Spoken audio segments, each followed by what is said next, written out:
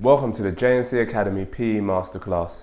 We've created this video so that you can learn some of the key skills and techniques outstanding teachers use to deliver lessons which are safe, appropriate, fun and educational. Watch closely as Sam clearly introduces the expectations and the learning objectives.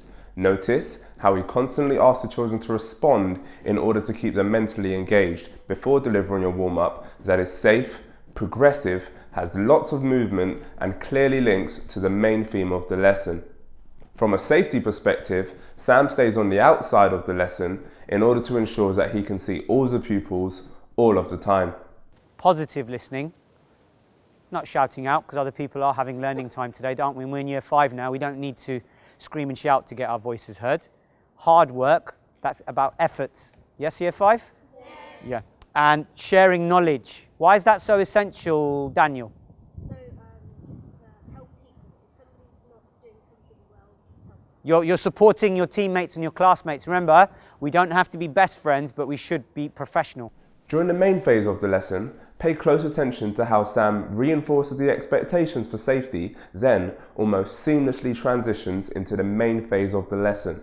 The pace is good because his day is well planned and all of the resources are laid out prior to the lesson. The yellow lines, be aware of the equipment. We're going to play a quick game of body part tennis, okay? Ready position whenever Sir says ready position, jogging on the spot at the same time. Right, can we have you very sensibly moving around the playing area, looking where you're going? Let's start at a brisk pace because it's a bit cold today. Can you get up to a jogging, I'd say 3rd gear pace? Ready positions. Casper, just have a quick look around you as well because you're a bit near the equipment, okay? What's that called when you're having to keep an eye on things? Peripheral vision, lovely. What does peripheral vision mean very quickly? Yes, Alex, again. Seeing with the corner of your eye, why is that so important in sport or in life? Jamie, why is that so important to have peripheral vision? When you're seeing from the corner, you can see things that you may not need to turn your head for and you might not have as much time. But the other thing is spatial awareness, okay? Right, moving again. This time can I have you bounding, which is a bit like skipping. So moving your legs up and down, keeping your muscles nice and pliable, which means soft, and looking again where you are. Ready position. Hands in the air. Jump up 10 times. Hands in the air still. Keep those muscles going. 4th gear. In and out. Side to side using your tiptoes. Imagine you're a little footballer. Casper and Abdi, look where you're going. Very good, Jamie. Good movement. Ready position. Forehand, opposite foot forward. Guide with a follow through. Forehand. And which foot goes forward? Your non-writing hand, so opposite foot, okay? Jogging. And let's just rotate our arms to get ourselves ready for tennis. Do it 5 times forward. I can't hear counting. 1, 2, 3, 4, 5. And then, what do you think we're going to do? The other way, so we get the muscles stretched out. Count again, don't breathe. Do 2 more for me. Who feels warmed up? How do we know we've warmed up? How do we know? Mustafa, how do we know? Our body temperature feels hotter. And what makes your body temperature become hotter? What is happening in your body? What biological system is working to make it do that? Our muscles are getting, but what is making that happen? There's one muscle in your body that I'm talking about. Yes. Your heart, and that's the most important muscle. What is it doing now? Charlotte? Beating what? I hope it is beating, but what is it doing? It's beating faster. Yeah, and that's because you've been using your muscles. Listening to the instructions, working as a team. If you don't understand, tap up tennis, tap up tennis, tap up tennis. See what happens where the equipment can't be laid out prior to the lesson, as Sam clearly demonstrates how he wants 2 sensible pupils to safely move the tennis net. Look how Sir does it. Bent knees, pick it up sensibly, take it to the blue line, please. 1 on each end. Okay. Rackets down now. There are lots of ways to differentiate tasks for pupils of different ability levels using the step principle.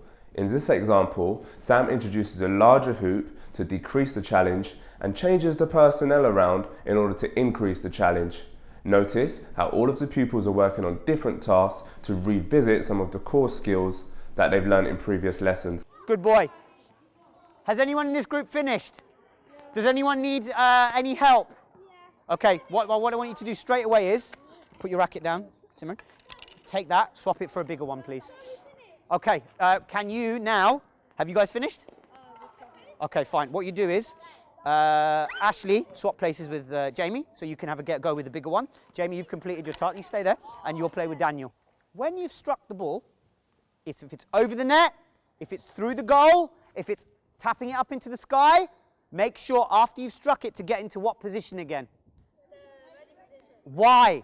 It's not for fun, but why? Why? So, for example, Tion, stand up. Stand to your left, take one step towards the wall. Now I want you to return to the middle of that goal. That's where you return to. So you strike, then return to the middle. Who can work on that? Let's go again. Another minute, and then we're going to swap places.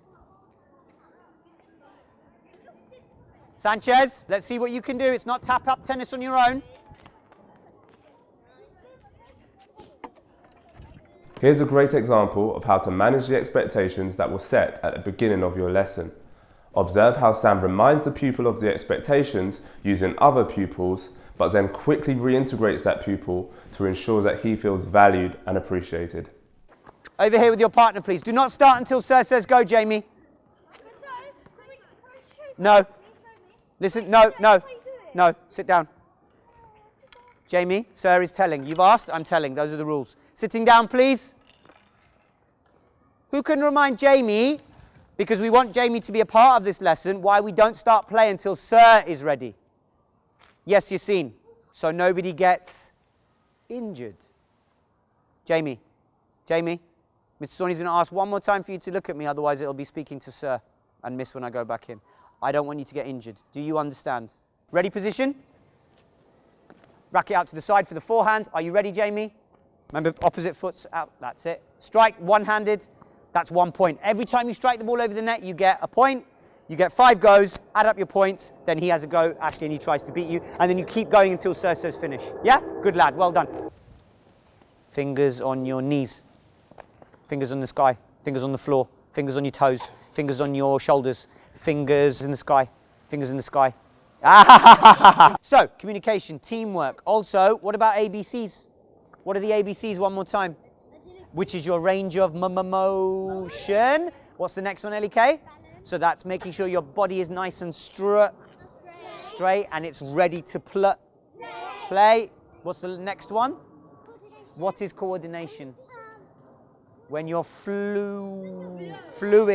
And it's a flowing type of strike each time. And the last one, doing things with speed, but without doing it so quickly that you forget and be silly. The skills that you've learned.